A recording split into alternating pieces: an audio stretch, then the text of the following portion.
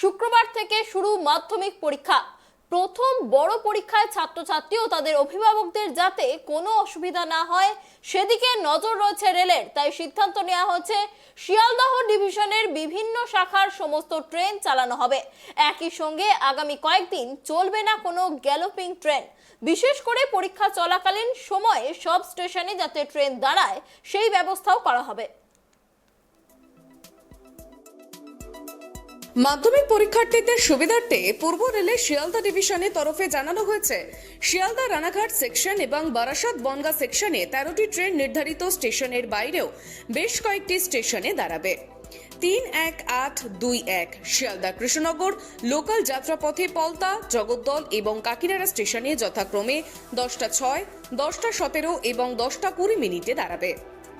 03-115 Sealdah Lalgola memo passenger Palta, জগদ্দল এবং কাকিনাড়া স্টেশনে যথাক্রমে 10:59, 11:08 এবং 11:11 দাঁড়াবে।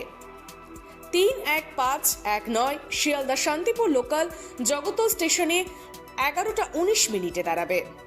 3-3-8-3-3 শিয়ালদা বনগা লোকাল বিভূতিভূষণ হল স্টেশনে দুপুর 3:33 দাঁড়াবে। 03-193 কলকাতা লালগোলা মেমো প্যাসেঞ্জার পায়রাডাঙ্গা স্টেশনে দুপুর 3:27 দাঁড়াবে। 3-13-20 কল্যাণী সীমান্ত শিয়ালদা লোকাল কাকিনাড়া, জগদ্দল এবং পলতা স্টেশনে যথাক্রমে 10:39, 10:42 এবং 10:51 থামবে। এছাড়াও 3-18-22 কৃষ্ণনগর শিয়ালদা লোকাল সকাল 11:10 জগদ্দল স্টেশনে দাঁড়াবে।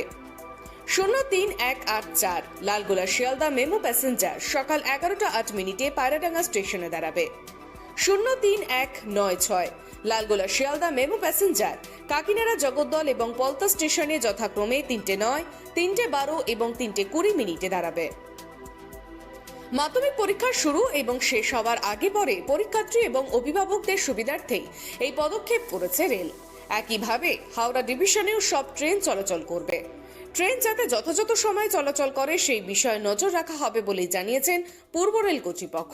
আগামী কয়েকদিন বন্ধ রাখা হচ্ছে যে কোনো ব্লকের কাজ। Bureau report, tribe TV.